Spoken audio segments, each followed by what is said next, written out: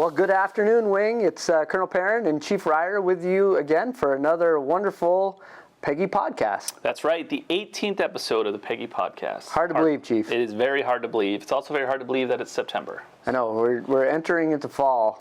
Where did the summer go? It went by fast, but I'm happy to say football season starts today, so very excited for that, but not very excited for the cold weather. So yeah. Well, typical drill. Looks like it's going to be a beautiful weekend here at Pease, and we're very honored today to have Lieutenant Phelps with us. We are. So we'll talk a little bit about the UTA, and then we'll get the LT on here to give us all things IDO and give us a little information about the upcoming deployments. So, as always, sir, busy weekend for UTA, but a beautiful weekend for the UTA. Yeah, I'm excited. So this weekend is going to be heavily focused on AFSC training as well as preparing for upcoming deployment for our ops and maintenance that will be going out later on in the fall. Absolutely. So action-packed weekend, really focusing on the PDF. Don't want to get too much into that. We'll save that for the LT, but we have some awesome different events on base this weekend.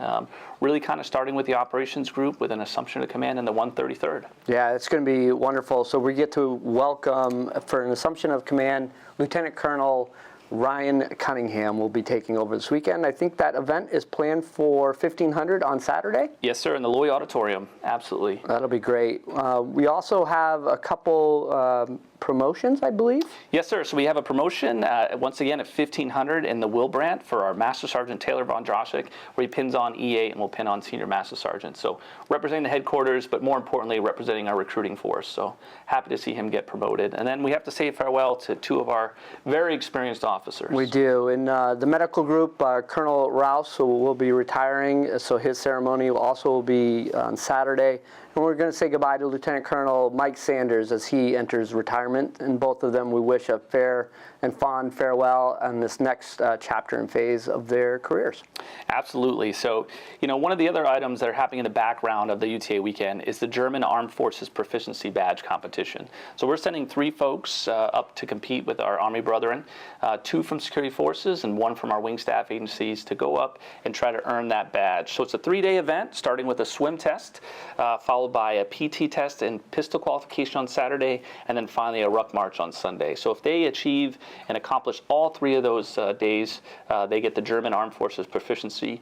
Generally speaking, we do really well against our Army brothers, so hoping to add a little friendly competition there as well. But really good luck to Sergeant Chamarge, Sergeant Hilliard, and Senior Airman Roberts. So they're going to represent us well. That's great. I know, Chief, earlier today we heard from all the squadrons on their plans for the drill weekend. Sounds like an action-packed drill weekend, and it's really going to start, well, it starts today, but on Friday, I know our med group is bringing in some extra doctors and dentists, so to help with our preparedness for our readiness, and they're going to be available all day on Friday to help get some of those medical requirements complete. So if you're in on Friday, please stop by, and they should be able to help you out.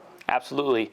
Our entire drill weekend, though, really builds up to the main departure event that we have scheduled for Sunday at 11 o'clock, where we'll have the privilege of the governor and some of our CODEL to come and say goodbye to our deployers and also interact with our families. Yeah, very excited for that event. So Governor Sununu will be here for that event, as well as our congressional delegation. So we're excited to have those DVs on the base where they will speak to our airmen to wish them well as they go forward and do the great business that they do day in and day out, and do that in the CENTCOM AOR. That's right. So we're asking the whole wing to come out. It's going to be 11 o'clock on Sunday in Hangar 254. We'll have plenty of chairs and some standing room out there. It's going to be a great opportunity to listen to our Commander-in-Chief, listen to two senators and a congressman address our folks. And then we'll take a break, get everyone fed, and then we'll come back for our yellow ribbon and our quarterly family event we have scheduled from 1 to 3:30 in the quad, where we'll have our aircraft out there. We'll have face painting. We'll have cotton candy, which you and I are working. And then we'll have some other Kona Ice and some other different events for the family, as well as have Hangar 253 set up for resources for our deploying members and their families to give them different options while they're away to make sure the families have everything they need resource-wise and have our members ready to go out the door. Yeah, we've been briefed, Chief, that we have over 20 service providers that will be in here as part of that yellow ribbon event. So I'm really excited to see all the benefits and entitlements that are available to our deployers and their families. But we're also going to open that up to the rest of the wing, so our airmen can get information on things that are out there to help them as they serve in the military. Absolutely. You know, at the end of the drill weekend on Sunday, as we leave the gates, if everyone's prepped and ready to go for the deployment, if they know what resources are available for them and they feel good to go out the door later on in the month, I think that'll be a win. Yes, and boy, the Military and Family Readiness Program, Mr. Smith, he is doing a great job.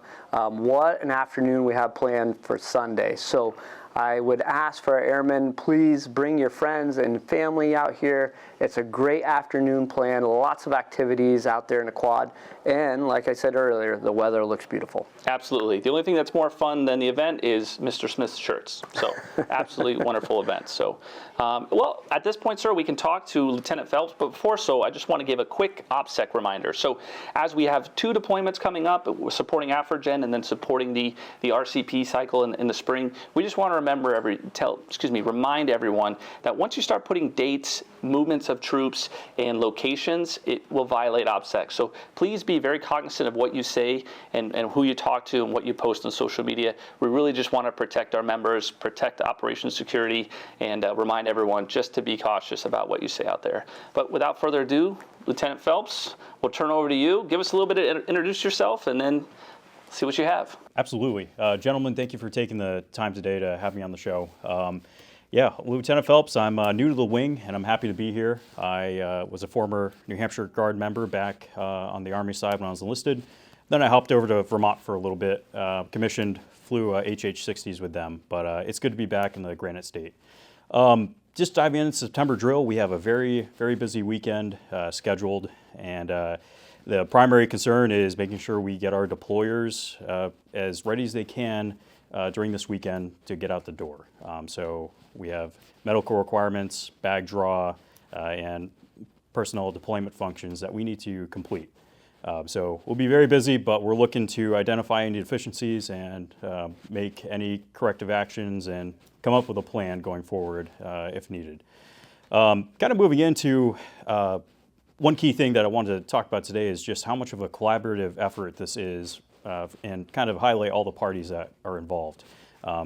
It's not just, log plans that is sending our folks out the door. It's not as simple as that. We have folks from LRS that are integral pieces of this. We have folks from IPR that are absolutely crucial, medical, unit deployment managers, unit leadership, and also the individual airmen, which all play a very key role in this whole process.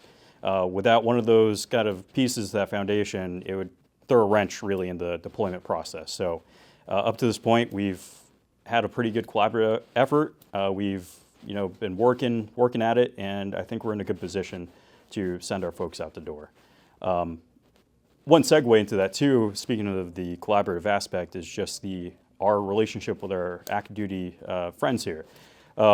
This is a very unique deployment for us. It's the first KC-46 deployment, and we honestly couldn't really do it without our active duty counterparts, and making sure that working relationship is continually growing and has a solid foundation. So I think this is just another opportunity for us to really build that relationship with active duty, show them what we can do, and pretty much be there for each other throughout this experience. Well, LT, I want to thank you and your team for putting a solid plan together. I know our airmen are ready to go out there and do the business that they need to do downrange, and I know this weekend the plan that you've put together will work flawlessly, and I know our airmen will step up and get the items that they need to accomplish before they go out the door complete. Yeah, absolutely. It's been a few years since we've done this, and so we're kind of shaking the rust off, but you're absolutely right. It takes the entire wing to get us out the door. It's the full-time force responsibility to train and equip and prepare our force to meet COCOM requirements. But you touched on 2 things. One, this is the first KC-46 operational deployment, and we're very proud of that. Very proud of the wing and very proud to represent the KC-46 enterprise as we take it on the road. And 2, we are the premier total force unit in the entire Air Force. And that relationship that we've built over the last decade or so really comes through when it's time to execute the mission. And we talk about all the time, one thing we can always hang our hat on is this wing is great at executing the mission. So really looking forward to it and really appreciate your help. Absolutely, Chief. Well, Chief, I think we should segue. I know we've got drill in front of us, but let's look at the next 90 days because as we both know, this wing is in constant movement. Yes, sir. We never slow down and we're always trying to look ahead. So one of the big things I'd like to talk about is beginning in October, we're going to roll out an auto promotion process for our E1 through E4s. So the commanders now will have a process with the FSS that we can automatically promote our folks and speed lines those promotions. We've seen a lag there in some of our younger airmen, and we really want to make sure we're taking care of them. So excited for that. That'll roll out the 1st of October, and excited to see how that takes place. Absolutely, Chief. Well overdue on that auto promotion, so I'm excited to implement that policy moving forward.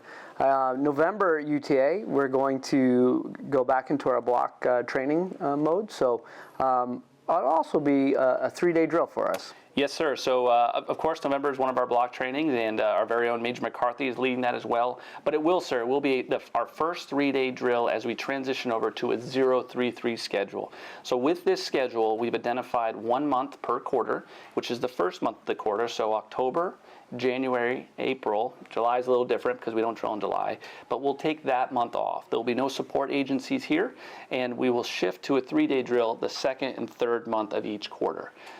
What we do want to highlight, though, is that we still will produce an 11-month drill schedule. We still want to make sure our DSGs have flexibility to come in the drill if they need to, if they're a college student or a business owner or have a full-time demanding job. But the majority of the wing will shift to that 0-3-3 schedule. So October will be very light. We're not expecting a lot of folks on base. And then come November, we will drill Friday, Saturday, Sunday. So that's the 1st, 2nd, 3rd of November. And we'll implement the block training through there. So this is really kind of a test phase. And we're trying to see if this will help our DSGs, see if this will help our force, but really make sure it helps us get after readiness. No, thanks, Chief, for that. We're never status quo here at the base. And like you said, we're going to try this out for a year. We're going to see how it works. Is it perfect? No. But we have to try and be flexible this day and age because of all the demands that the readiness training puts on our airmen. So if you have questions, please talk to your supervision, your leadership, and they should be able to answer any questions moving forward.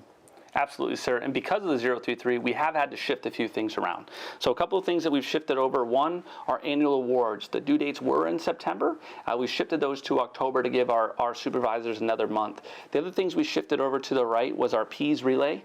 So that will now be Saturday, the 2nd of November. And then our enlisted development seminar will also be in November.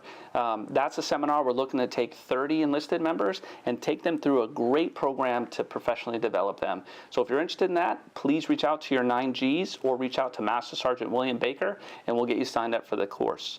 One of the things I did want to highlight was the Enlisted Foundations course, which was implemented by Higher Headquarters, has been put on pause for the time being as they take a look at the curriculum and the implementation process. So for now, we'll stick with our local non-commissioned officer professional enhancement, senior non-commissioned officer professional enhancement, and airmen and mentoring. So if you're interested in that, please reach out to your 9Gs. Yeah, and I think there's a tremendous opportunity this year for the Pease Relay to have a new winning team, because I think most of that maintenance rockstar team that they put together year after year is going to be deployed. So here's an opportunity for the rest of the wing. Absolutely. So you're saying there's a chance. There's a chance. Yeah, absolutely. So sir, busy fall. We're looking forward to get after a lot of the events. Some of the other items in October that we didn't talk about, we're going to do another family event with Trunk or Treat. We're actually going to team up with the town of Newington and host it over there so we can continue to build those community relationships and really foster an environment where we can get our folks interacted with the community. That'd be great.